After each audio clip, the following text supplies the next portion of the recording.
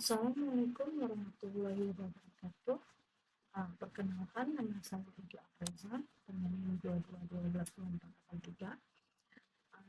Di sini saya akan mempresentasikan proyek dan mata kuliah metode penelitian yang berjudul Perancangan Sistem Manajemen E-commerce Kebutuhan Kucing menggunakan metode waterfall. Baiklah, di sini pertama-tama yaitu pendahuluan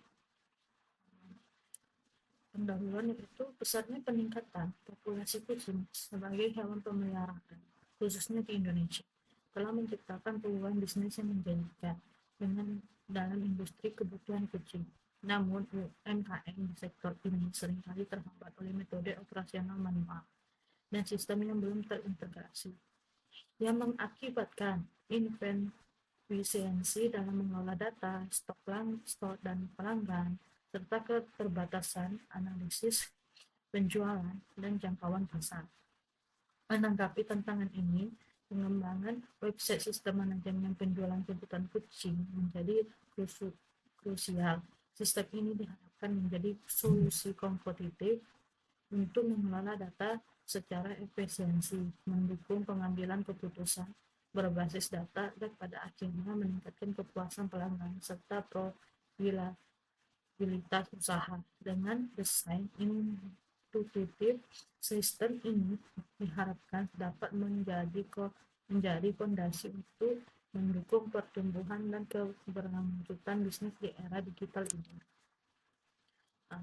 Selanjutnya itu RP, RQ, dan RO.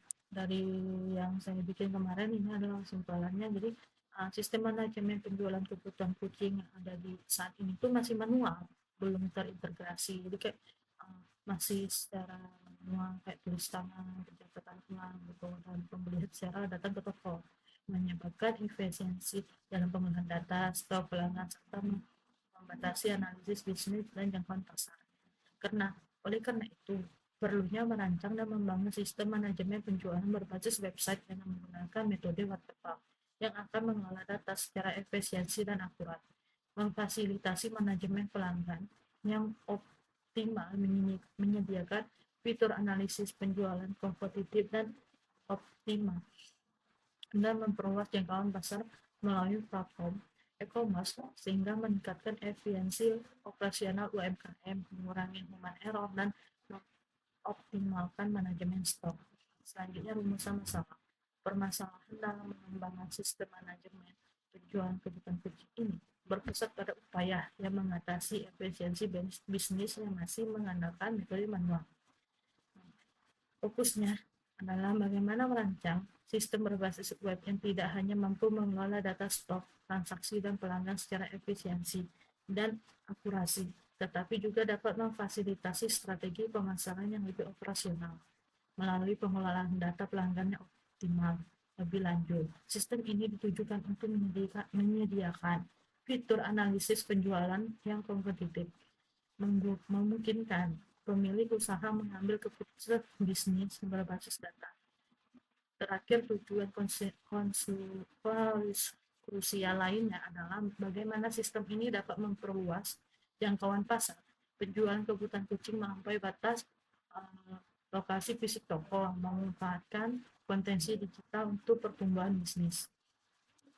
Selanjutnya itu batasan masalah. Sistem ini hanya berfokus pada penjualan produk kebutuhan kucing, bukan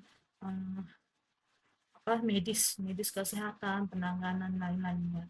Jadi cuma dia mengutamakan penjualan kebutuhan seperti cemilan, baju, pakan makanan, obat kutu, sampo, sejenis itu. Jadi tidak untuk kesehatan medis lainnya. Dengan penggunaan utama pemilik staf toko, fitur intinya mencakup manajemen data produk, transaksi pelanggan, dan pelaporan data, serta mendukung pembayaran via transfer, scan melalui tanpa payment gateway otomatis, tabel dirancang untuk UMKM bukan bisnis berskala besar. Tujuan penelitian berdasarkan rumusan dan batasan masalah yang telah diterapkan. Tujuan utama dari penelitian dan pengembangan website rancangan sistem manajemen penjualan kebutuhan kucing ini adalah merancang dan membangun sebuah sistem manajemen penjualan berbasis website. Sistem ini dirancang untuk mampu mengelola data produk, termasuk stok, transaksi penjualan, serta data pelanggan secara efisiensi dan terpusat. Pengembangan ini juga bertujuan untuk memperluas jangkauan operasional dan potensi pasar bagi usaha penjualan kebutuhan kucing dengan menyediakan platform manajemen yang dapat diakses secara daring, tidak lagi terbatas pada lokasi toko fisik saja. Di sini alur penelitiannya yaitu langkah-langkah dari alur penelitian. Pertama, kita melakukan pengumpulan data, yaitu dengan melakukan identifikasi, wawancara, observasi, dan studi literatur. Ya, yang kedua, setelah melakukan pengumpulan data, kita akan tahap selanjutnya itu desain. Tahapan ini berfokus pada perancangan keseluruhan sistem website. Ini mencakup desain berbasis data, yaitu seperti database, dan desain antarmuka pengguna, yaitu untuk tampilan halaman dari website itu. Selanjutnya kita akan langkah selanjutnya itu implementasi coding. Tahapan ini adalah proses pengembangan. Sebenarnya di mana kode program ditulis berdasarkan desain yang telah dibuat. Selanjutnya itu pengembangan itu terjadi menjadi 3, yaitu pengembangan front end, pengembangan back end, dan pengembangan database. Setelah semua dari angka-angka alur penelitian dilakukan, kita akan melakukan tahapan terakhir, yaitu pengujian. Tahapan pengujian ini dilakukan untuk memastikan semua fitur bermanfaat dengan benar. Tidak lagi ada bug, website dengan responsif serta aman. Ini bisa meliputi pengujian fungsionalitas, pengujian kinerja, dan pengujian keamanan, dan pengujian kompatibilitas. Selanjutnya ini adalah jadwal kegiatan saya.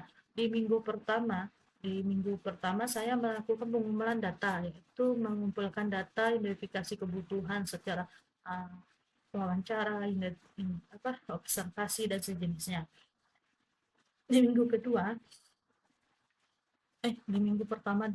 yang mengumpulkan data. Di minggu kedua saya mengidentifikasi kebutuhan. Setelah saya mengumpulkan data dari wawancara, saya mengidentifikasi kebutuhan apa aja yang diperlukan untuk sistem ini dari penelitian saya di minggu kedua. Terus di minggu ketiga, yaitu saya melakukan desain basis data, yaitu desain untuk database apa saja yang perlu saya pakai. Terus untuk minggu kedua saya juga melakukan desain UI UX, yaitu untuk tampilan website seperti apa yang akan bagus dan cocok untuk toko ini gitu. Terus di minggu keempat kita akan melakukan implementasi coding. Saya melakukan implementasi front end untuk di minggu keempat. Untuk selanjutnya di minggu kelima dan keenam saya melakukan pengembangan back end dan pengembangan database. Selanjutnya di minggu kelima saya melakukan pengujian sistem, yaitu ada pengujian fungsional, pengujian performa, dan pengujian keamanan. Selanjutnya di minggu ke-6 juga, di minggu terakhir saya menyusun sebuah laporan akhir yang laporan akhir dalam bentuk proposal. Baiklah, mungkin segitu saja presentasi saya untuk kali ini. Kurang lebih saya mohon maaf. Saya akhiri. Assalamualaikum warahmatullahi wabarakatuh.